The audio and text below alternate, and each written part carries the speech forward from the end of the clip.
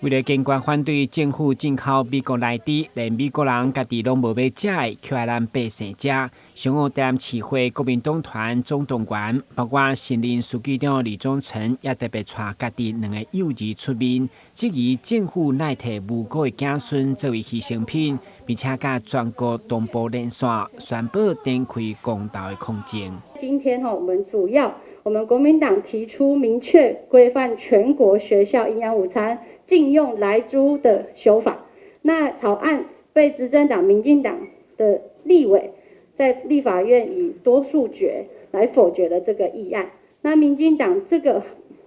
蛮横的表决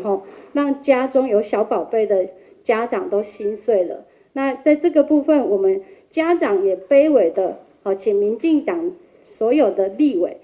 在我们小孩子头到咱冇看到我2个宝贝摕到一个看板，就是针对说莱猪的部分，我们也希望说蔡政府可以让我们这些小朋友可以平安快乐的长大了咱希望会当支持这个反毒猪的公投，让民进党了解，咱是为了家己的子孙，为了咱国家的未来，为了咱国家的竞争力，无你食毒，细汉慢慢食到中年人、老人。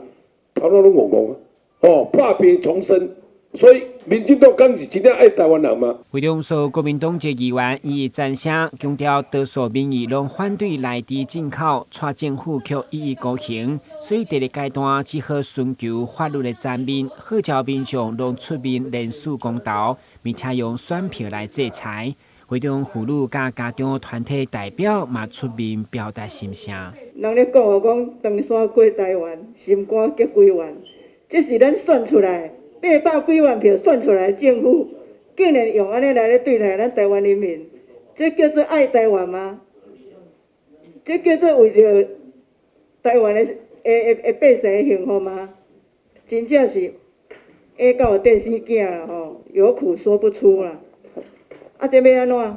只有靠咱家己爱团结啦。书记长表示，预计明年1月中旬，国民党伫每一位党籍议员服务处拢会同步推出联署，邀请民众勇敢站出来反内地救台湾。反莱猪，